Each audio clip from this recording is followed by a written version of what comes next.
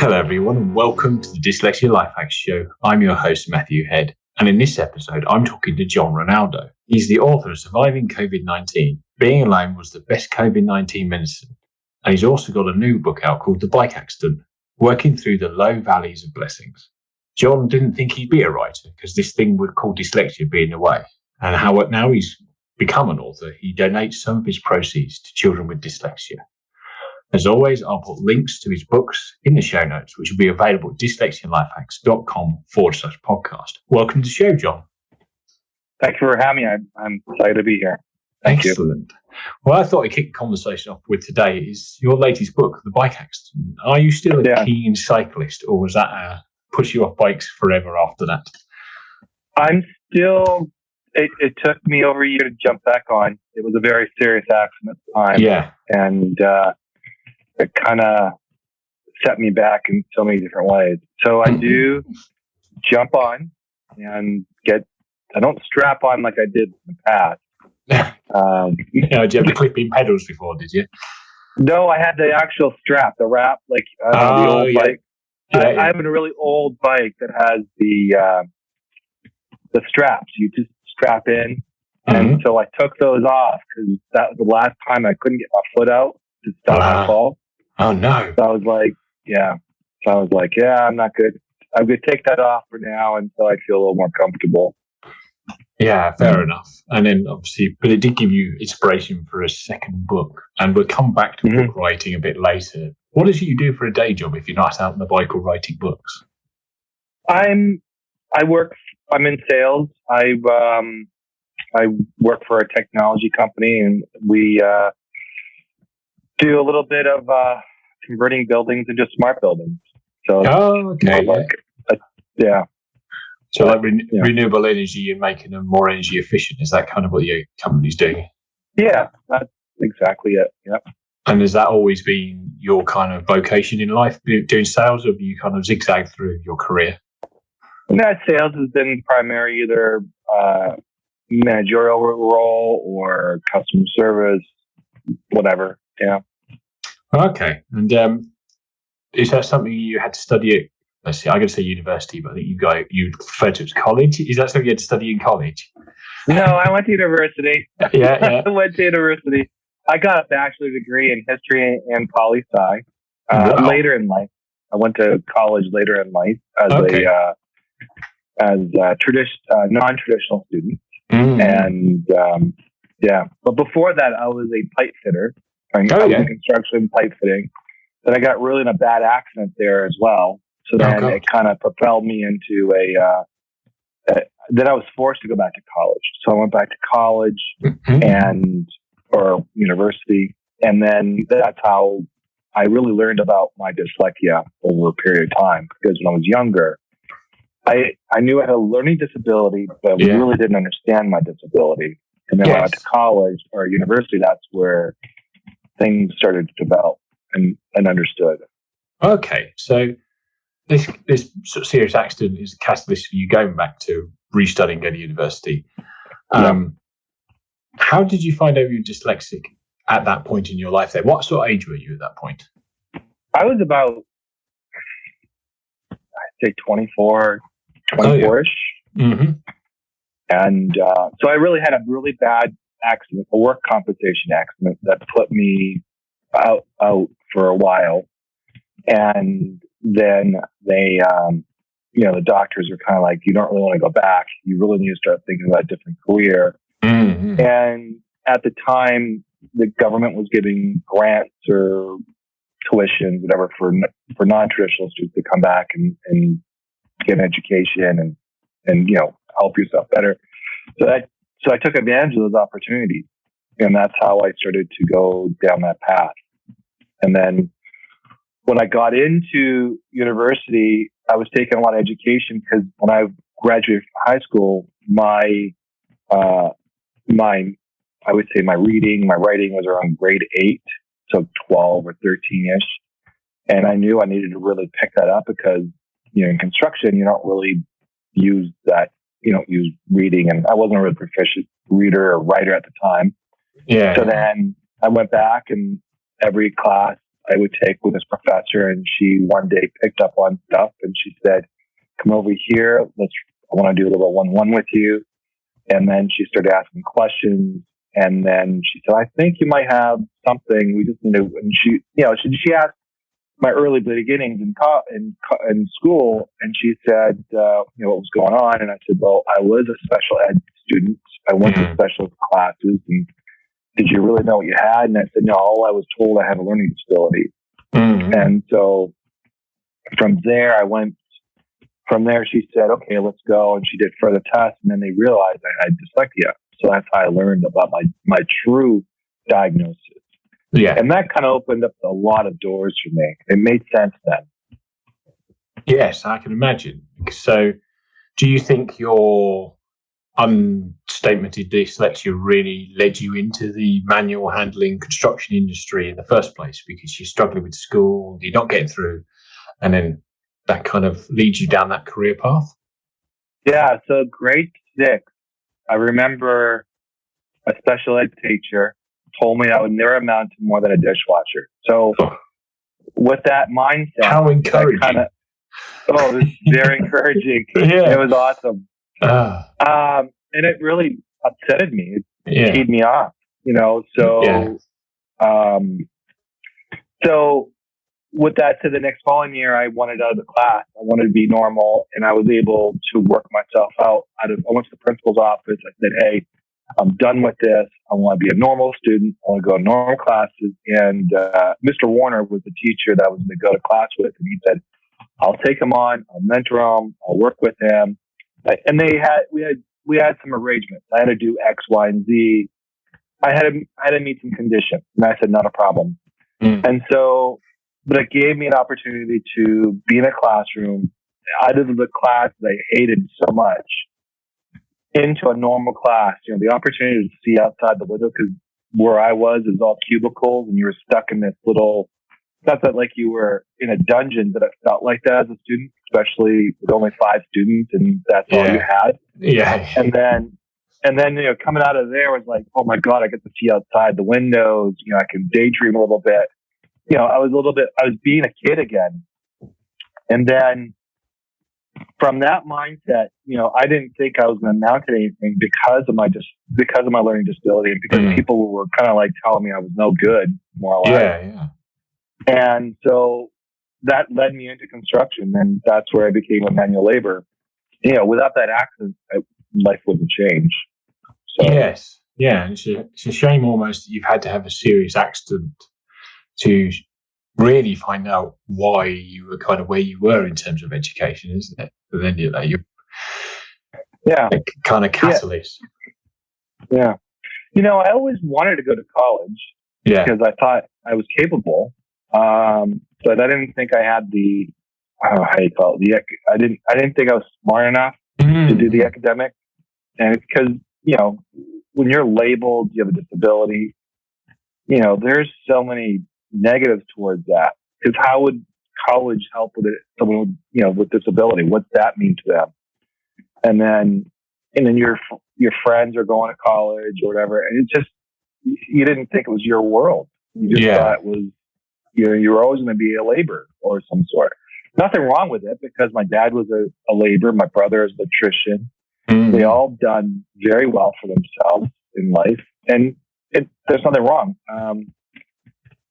Sometimes in life there's always redirections, and they're meant to be a redirection because the path that you were leading wasn't healthy for you for one reason or another, and so had relationships ending, jobs ending, whatever. That happened to be a choice that, was forced upon me, which I'm grateful today it did, because it led me into the university and able to get degrees and getting to understand my dyslexia. Now, don't get me wrong, it was hard for me to go back to college, because I was, if I was studying for a test, I was studying 3 weeks in advance for a test. Oh, yeah. Well, your classmates are 2 days in advance. Yeah. So, I was studying way before that, because I was told, hey, if you really want to overcome this is what you have to do. So I put the work in. Of course, And then, don't get me wrong, I hated it, but I did it. And, they taught me how to study. They taught me how to, figure things out. And, it was, I was getting B's and A's in college. Nothing scholar type, but I was doing very well for myself. Pretty good. Yeah. So, yeah. Yeah, that's pretty cool. So how far were you into your college days before you actually got stated? You touched on how you found out, but were you in sort of your early years, or was it getting near the end that you realised you were dyslexic? Oh, no. It was very, very early. It was like, so knowing that I had my grade 8 type of reading and writing type level of education, I started taking a lot of English courses to help me to improve my reading, improve my writing, and stuff like that, because I knew I needed it to improve my college writing and reading. And during that, it was really early, so I was like taking like 3 or 4 classes at night, just trying to get those under my belt. And the professor, she was really good. I really appreciated her, and she really caught me early and said, "Hey, let's start focusing on why you have a learning disability, and not just because you have a learning disability, because that is a broad statement." Yes, yeah, definitely. Yeah. And then obviously you find out this learning disability is a thing called dyslexia. Now, what sort of interventions were put in place then to help you as a dyslexic person at college? Well, so I had somebody they just did some tests, and they said, "This is what you have." And then they taught me how to read, and then, reading differently, making sure I slowed down, and I actually read it very loud and, repeatedly. Sometimes I got a lot of audio books to help me hear it. And so I would read along with the audio book. Then so that was a lot of that. And then obviously pronunciation of words and saying things, you can kind of get tripped up, but they all said, the person that was helping, you're going to trip up regardless. So you just got to work it through, and once that happens, you got to slow down, take your time, and then just read it slowly. And then, and so that was that reading out loud to people. That was it still is a bother today. Like I still mess up, I still mess up, but that's okay. And it's taken a long time to just accept that. And once I've done that, I kind of laugh it off now. I'm like, okay, well, whatever. And then when it came to writing, I would actually write. The professors will give you questions, and, predominantly good questions. They'll say, or sometimes they'll even give you questions in advance and say, "Hey, here's 10 questions that could be on the test." And so I would research the question, write down the note, and then I would write it down. Then every night I would write down that same, so it stuck in my head. I kept writing it and writing and writing it. And then that way I would write the paragraph, rewrite the paragraph. I would keep doing that consistently. So when I was in the middle of the test, I was able to basically regurgitate the habit of just writing that out. So when I saw that question, I knew what was going to happen. Now, multiple choice, that was still a zinger for me. That wasn't easy. Because it's meant to confuse you, and it confused me a lot. And then, but I had to work through that. That's still a challenge. Yeah. Interesting. Did you get any assistive technology or anything like that to help you along? No, not at the time. No, not at the time. There wasn't anything other than audiobook. Not like today. There's a lot of stuff you can get today. There is, right? Yes, yeah. This is sort of like pre-internet boom, more or less. So we're talking sort of 1990s somewhere? Like 1996-ish, around 95. Like, the internet was around. We were still talking about dial-up. We didn't have the apps on your phone, which could help you articulate words. Mm-hmm. So no, we didn't really at that time, and not that I know of, we had any of that. So the only thing I had was the audio, which I'd listened while I was reading the book. That helped me. Yes. And then a lot of my thing was really talking to professors and really understand what they were looking for. So yes, getting under the skin of yeah. I remember doing that as well. It's if I have an exam with X professor who's going to mark it, like I know sort of what they're looking for in their answers because they kind of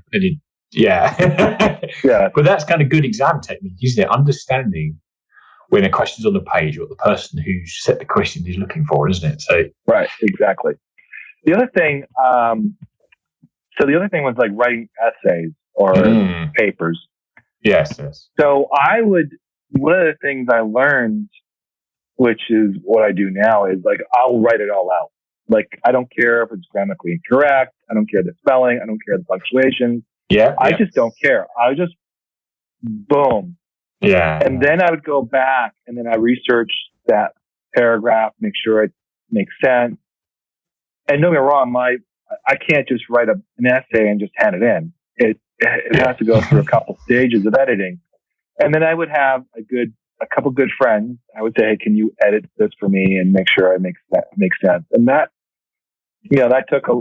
also took a lot of, pride, yes, because you don't really want to share your work because you're afraid that you just got to have confidence that people are not going to do that. So,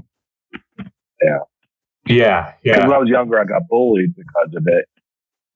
And you don't want that to continue, right? So yes, you don't. It's a shame, really, because you are totally right on that point. There's a hack on my website called Write Fast, Write Bad, Write Wrong, and it is about literally what you just said. Get it all out, then you've got something you can proofread and edit. If it's stuck in your head, it goes nowhere. But as a young dyslexic person, if you do that and then give it to one of your peers, they aren't.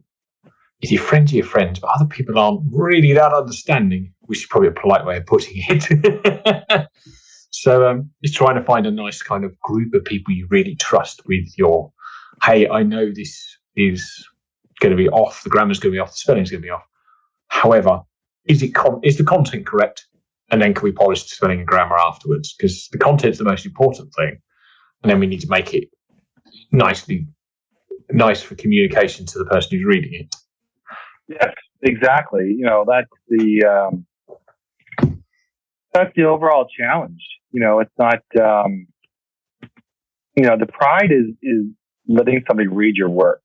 Mm-hmm. That's probably the hardest thing, especially having dyslexia or learning disability. You don't want to, because you're afraid you'll be judged, have an opinion against you, or told that you're doing stupid or whatever the negatives are. That's what you're worried about the most. Yeah.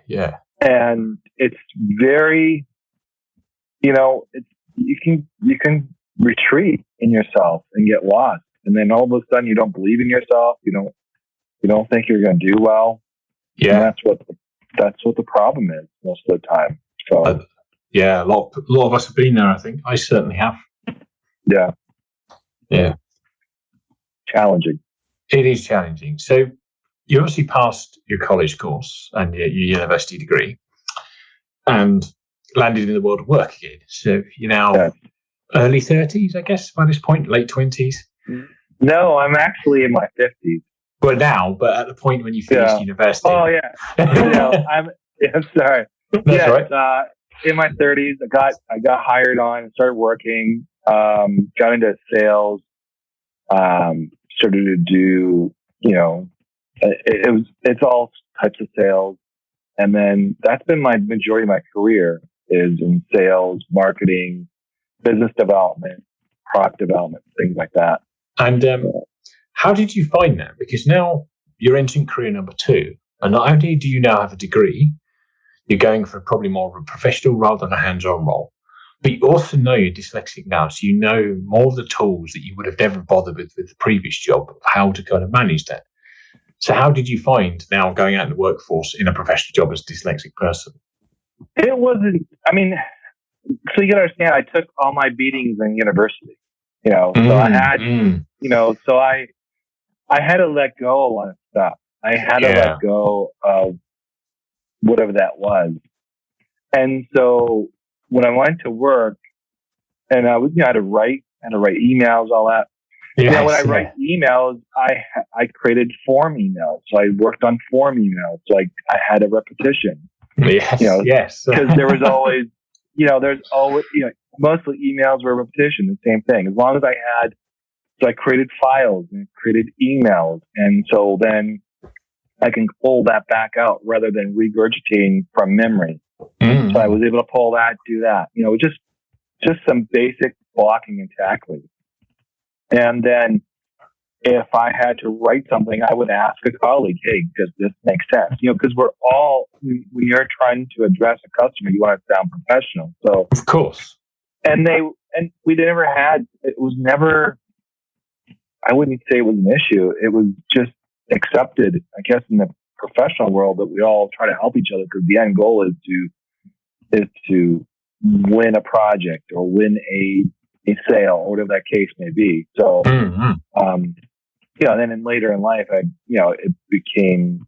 just became just a basic practice of mine was to always ask and then move forward with it.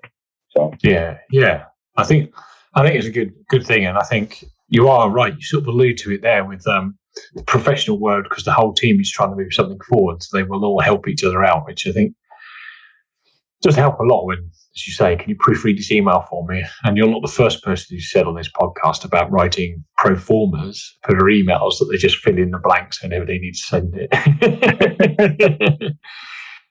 Having standardized documents is great. I mean, I have probably 20 different emails, over 20 different emails, one way or another, introduction, explaining a product, explaining why I'm reaching out. I pull it from all directions. So yeah, that's cool. And it's a nice little trick there. And I guess as technology has improved, you're now utilizing that more and more to help you out. Right, exactly. With like Microsoft Word being able to read aloud and all that kind of fun stuff, it does now really, really helps. So what I thought we'd go to now is writing books. I know that's the reason you got a hold of me for coming on this podcast. Yeah.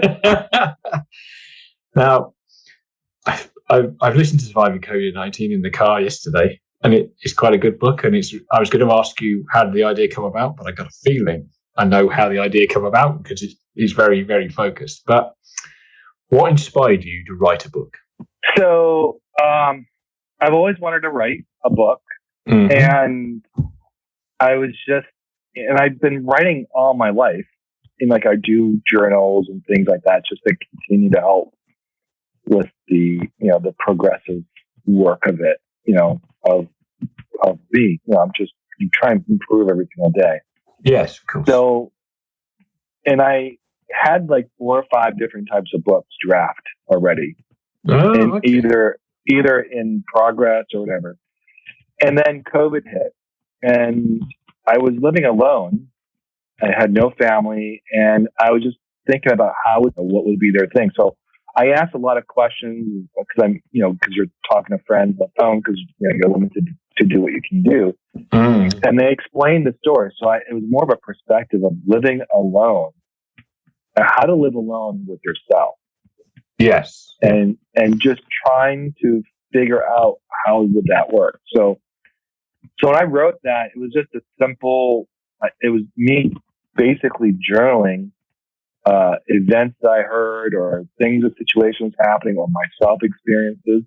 And I just jotted it all down, and then I transcribed it into a Word document, and then I started working on it. And that was one of the reasons why I wrote that one, was just to kind of teach people being alone is not a bad thing. It's actually the best thing for you. Yeah, interesting. And you just did you write the journals more as a self-help thing for yourself, and then you realised you had a book there, or was it always intended to be a book when you started journaling? No, I always thought it was. I did it for myself, and then when I read through my notes, I started realizing, because people were talking about because you're on social media, everybody's like, because I even got off social media. I was like, I'm done with social media because everybody's like partying on social media. And here we are in a pandemic. Everybody's like there's political back and forth and all that stuff. And I was like, why isn't anybody taking advantage of this opportunity? Because this is a perfect opportunity of self-discovery, of self-awareness, of bringing things back to you. Because you had potentially a year to yourself to do whatever you want to do and still get paid for it. If you think about it that way, right? Yeah. I mean, most of us, a lot of us had that opportunity. So why not take that opportunity? Start a business, start doing something, do something that will propel you in a different world. And that's why I thought, well, living alone wasn't a bad thing for me. And then when I wrote it, people who read the book realized, yeah, I had the best time too. I wish we could go back to the pandemic. They were talking about going back to the pandemic, and I was like, living alone was the best thing for me. So that's why I wrote the book at the end of the day. That is really cool. How did you find writing a book as a dyslexic person? Because for me, it's like I feel I could write a book to go, yes, I've written a book and I've defeated you books, but I don't necessarily would find it really daunting just writing stuff down all the time. It's not necessarily my strongest thing to do. And it sounds like writing's not one of your strongest either. I actually have improved over time in writing. No, I wouldn't say I'm a proficient writer. Yes. But I'm learning that more and more people like ourselves have some type of learning disability. You're going to have some scholars who's going to outwit you all the time, and that's fine. I look at it like, whatever. But I look at it as, so writing has actually, I think I'm starting to write better because of my willingness to improve. Now, don't get me wrong, I misspell, I do some grammatical things, and if you're catching that and you're learning that, that's fine. But when I wrote these books, I found an editor that would help me through this. And, I got it all out, went through it again, just back to the basics of college and professionals where, okay, I need your attention on this. Can you help me? And so I hired an editor to help me get through this, and they were willing to help me. And then they were able to put it together for me. And then I went back and I edited again, and we went back and forth maybe a few more times. I think about like 20 times back and forth. Right. Yes, and then we had a book, and then I was like, great, let's publish it. And that's how we started it. So it wasn't, the journey was a long journey. I think it really short, but I'm netting the process a lot. Yeah, you make it sound super simple. It is simple because I've done it once. Now I can do it again. But the process was the initial thing was me getting things on paper and getting things into a content that I felt that needed to be said in the book, and what I wanted to cover and what I wanted to address. Mm-hmm. So I had to go through a process, and I had to go through that. Once I got that part down, I went back and cleaned it up, just like I was doing my essays and, my emails. So then from there, I went into, okay, I need to find somebody. So I found somebody that was, the friend who recommended, and we worked together on it. And then once we came out of that, like I said, it was like 20 times. It was like a span of 6 months. It wasn't something that was like a week or two.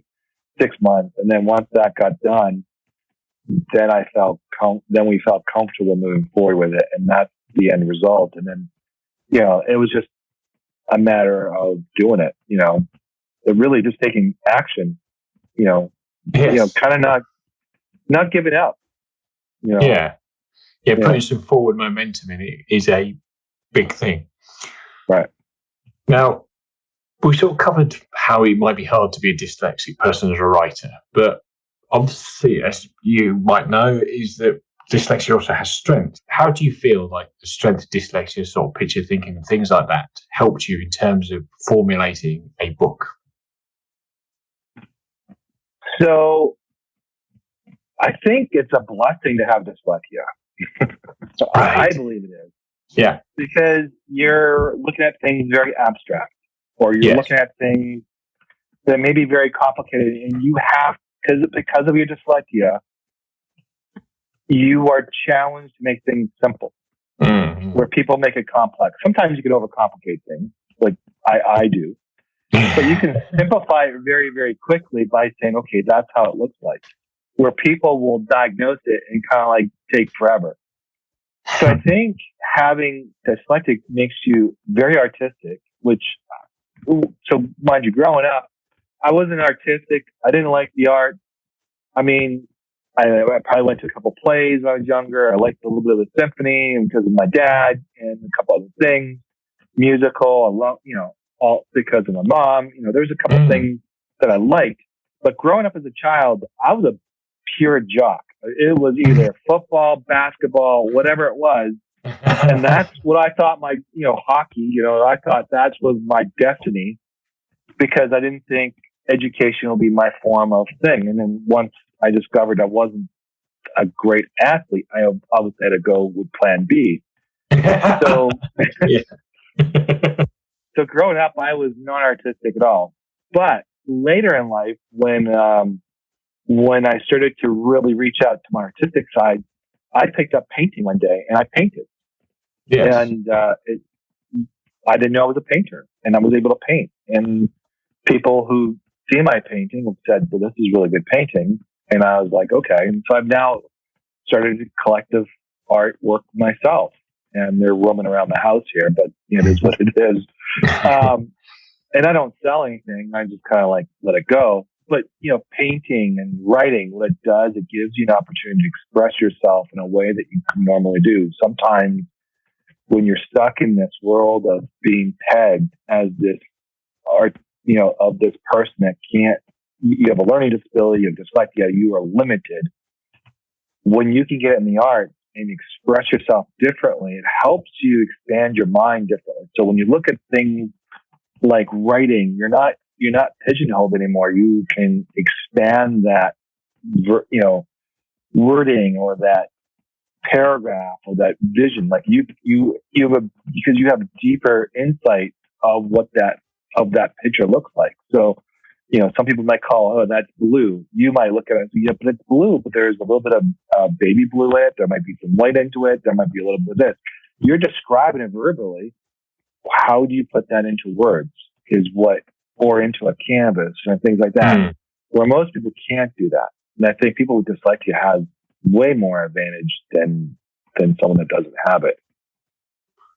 Yes, yeah. I think you're right there, and I do think the bigger picture thing, it's just, as you say, having the ideas and putting information together is cool, and it's getting out on a page, and you've sort of cited how you've done that. And the artistic side is interesting, isn't it? Where realizing you're not going to get at sports and jump into art, and then how you've picked it up later in life is really interesting, isn't it? Where I remember hearing in your book where you took up painting because you were sort of in self-isolation. You're like, well, actually, I quite enjoy this.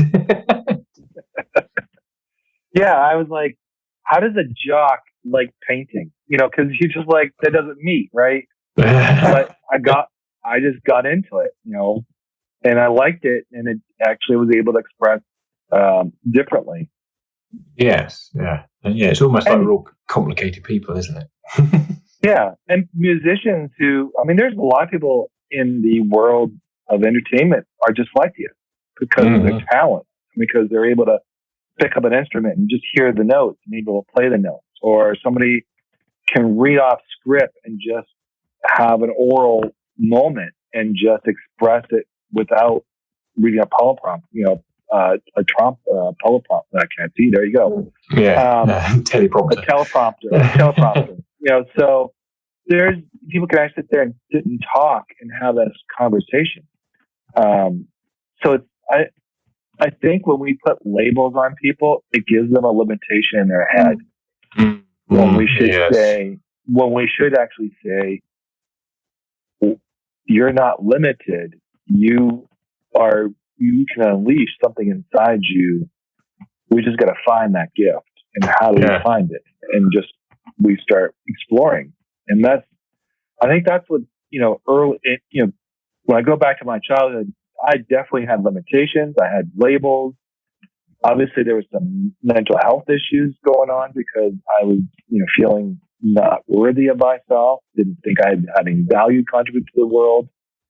I mean, just think about it. Think about guys like Einstein.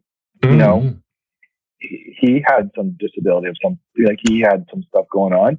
Mm-hmm. Imagine him having limitations. We'd never had his work to be explored. I mean, that whole relativity would have never been existed, or even or some screenwriters, guys who write these great movies. If they had limitations and told they couldn't do it and they were boxed in, we would never see these great movies. I mean, I just think overall, I think defining somebody having dyslexia is a bad thing. I think we're all gifted. It's just we got to find what is our gift used and what our purpose is. And once we figure that out, then everything else doesn't matter. You're just moving with the flow. Yes. Yeah. Yeah, I think so. I think there's a lot of personal growth needed to find out, as you say, moving through the flow and losing some of the negative self-beliefs and boxes that you paint yourself in that you really shouldn't be. And I think once you lose that, you're almost like cycling downhill by that point, isn't it? Or crashing your bike. Oh, yeah, like falling off a bike. Yes. Yes.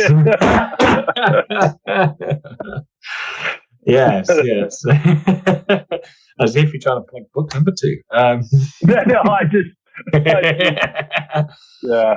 But that is a nice but not planned segue into that. So you've done book number 1, Surviving COVID-19, and then you fall off your bike and end up with rehab on that. And I guess it's the same kind of journey again, where you almost use it as a bit of therapy for yourself and realise there's a book out of it. Mm-hmm. But now you have the confidence from publishing your first book. How did things change for you in terms of writing and publishing the second one? So definitely the first one, I learned a lot. Of what to do and not to do. And I got the process in. The second book, the reason why I wrote that book was when I had my bike accident, I was in the hospital for 5 days. Mm-hmm. And in being in the hospital for 5 days, what happened was the first initial thing is they do a CAT scan or MRI, whatever they choose to do or like to do. And so they scan your body for other internal injuries, because with a serious accident like that, there's going to be some other things going on. Yes. So obviously bruised rib, bruised up and down the leg, broken shoulder, concussion. And in fact, that's what they were looking for, my concussion, just because I wasn't wearing a helmet at the time. It was, and so I was knocked out completely. So anyways, they were scanning the whole body, and then they discovered that I had an athletic aneurysm lodged in my heart. Oh. And it was 4 centimeters. And that was so when they were diagnosing me all this information, I was so heavy on drugs, because I was in a huge pain, 200 over 100 on my high blood pressure, pain level, extremely pain, because the whole shoulder was throbbing. So it was uncontrollable. And so they were giving me a lot of drugs at the time and to calm down the pain. Mm-hmm. But as the doctor was telling me all these things, and this is the period during COVID still too. I was the end of the tail of COVID, and all this stuff was coming at me, and I had nobody to advocate for me other than myself. Well, imagine yourself being there, listening to all this news, and then also the doctor walks away, and you're sitting in a room, you're kind of you're stoned because of all the drugs you're taking, and you're trying to digest this whole conversation, and you're thinking about aneurysm. You're like, what's an aneurysm? Like, you're now questioning all this, right?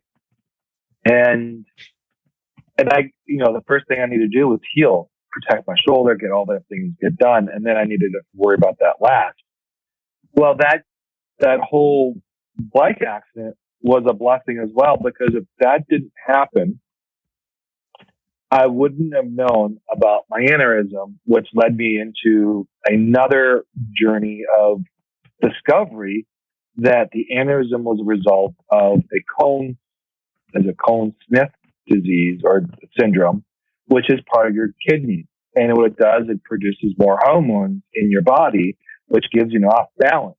And if it's off balance in your body, it will raise your blood pressure and can cause some other internal issues. So without knowing that, I mean, that could have been going on for a few years. Yeah. And if I didn't have that bike accident, I don't know if I'd be talking to you today. Wow.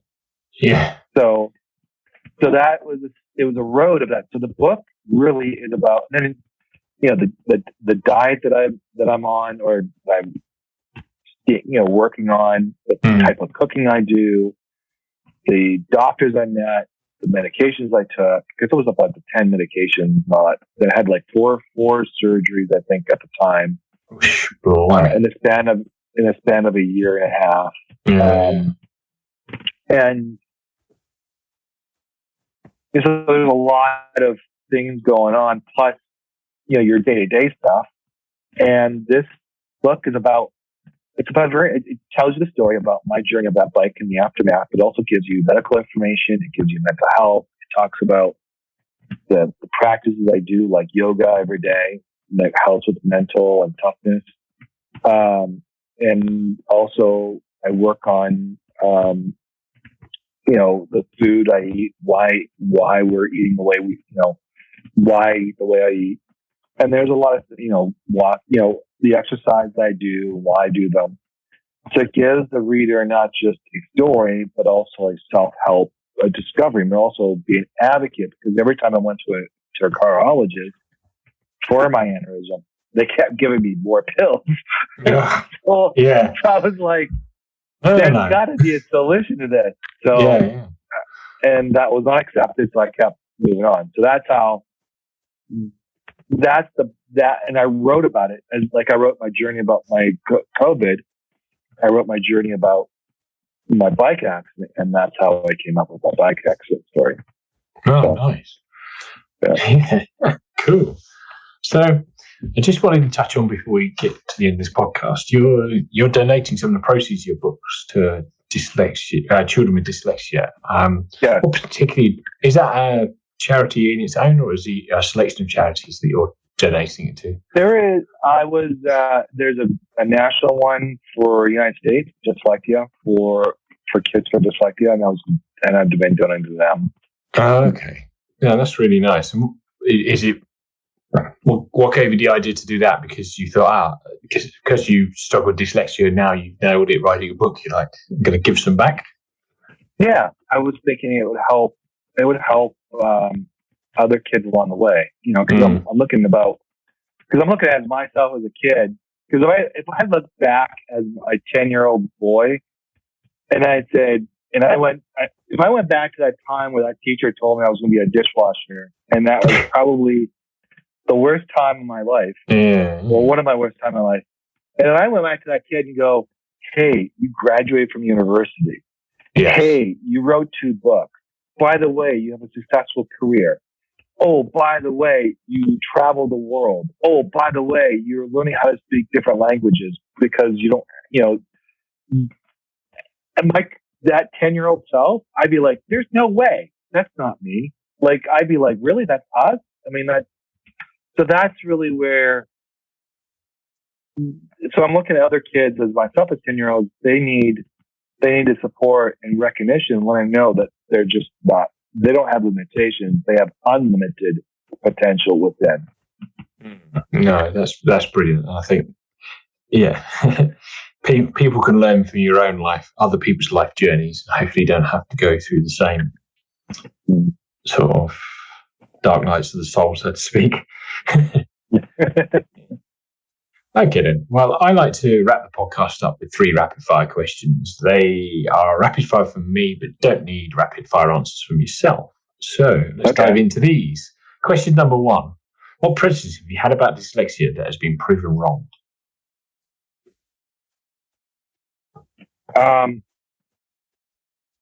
You can't amount to anything. Like, that's completely garbage. It is indeed, most definitely. Yeah. Yes. Yeah. Okay. And question number 2: if an alien landed and they asked you to describe dyslexia to them, how would you do it? I would hold the mirror in front of them. Okay.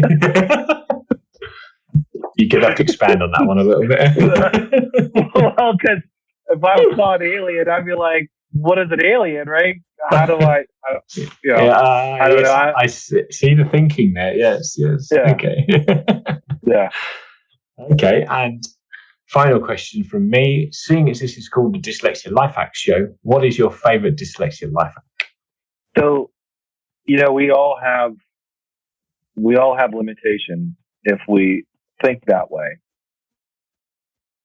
If you want to be somebody, you can do it. Yes. There's nothing you can do. There's nothing that's going to stop you. So it may apply you, may not apply you, but if you want to be a writer, there's ways you can be a writer. You are not limited to the confines of your life. If you want to learn how to write, you want some help to write, I can help you. Reach out to me, I'll help you. I'll give you the strategies that I have, or I'll help you along the way and get you there. But really, you need to. That really is, we're here to help others to achieve their greatness. So if you have to have enough courage to ask the question of help. Can you help me proofread this? Can you help me do this? Can you help me do that? It's not something that you are not capable of doing. It's just, you just need that extra little help to get you past that hurdle. So don't look at it as a limitation. Look at it as an opportunity to learn from it and become better as a person each day. Yes, some very sound advice there.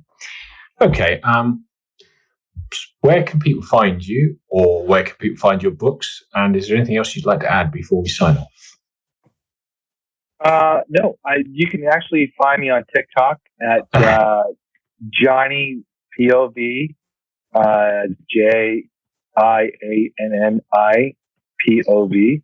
That's my username, and I put out daily messages out there about life and things like that. What I'm working on, you can find me there. Cool. And I'll put links to the books where they're on Amazon, and Surviving COVID-19 is also on Audible in the show notes. And I want to take the time to thank you for coming on the podcast. It's been a great conversation. Great. And thank you very much for the opportunity. I appreciate it. No problem at all. And I want to thank everybody else for taking the time to listen, and I will talk to you in the next episode. Goodbye for now.